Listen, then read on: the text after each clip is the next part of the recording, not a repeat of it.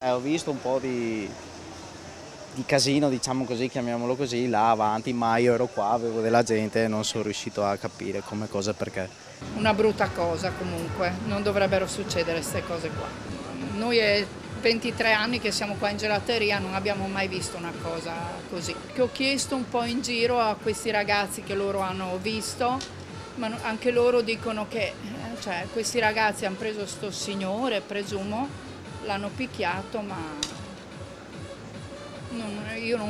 noi come gelateria non abbiamo visto, ma perché avevamo il mondo di gente. Una vera e propria aggressione, quasi una spedizione punitiva, quella messa in atto la sera di Ferragosto in centro a Bibione da un gruppo di 11 giovanissimi tra i 16 e i 25 anni, un branco eterogeneo composto da ragazzi provenienti dalla Marca orientale e dal veneziano, quasi tutti italiani naturalizzati. È circa mezzanotte in via Maia quando un 33enne udinese in sella alla sua bici se li ritrova in mezzo alla strada, li redarguisce dicendo loro di spostarsi. Ci sono anche delle auto, 5 di loro però non gradiscono il rimprovero, lo inseguono e lo prendono a pugni. Una violenza cieca, l'uomo è solo, viene ferito alla fronte. Dopo l'aggressione c'è stata subito una richiesta di intervento da parte di un cittadino che ha chiamato qua il comando della polizia locale.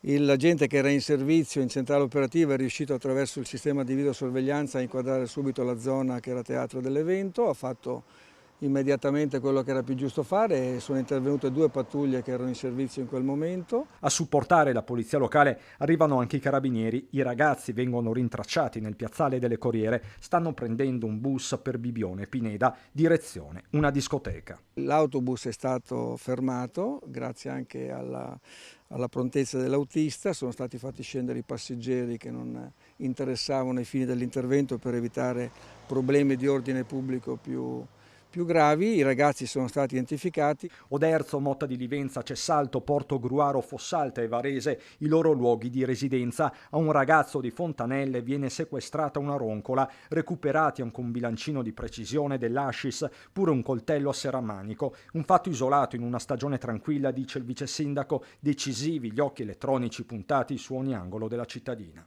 Certo che le telecamere non servono a niente se poi non c'è chi le guarda, quindi l'occhio tecnico va bene, ma ci vuole poi l'occhio umano che analizza, decide come meglio procedere.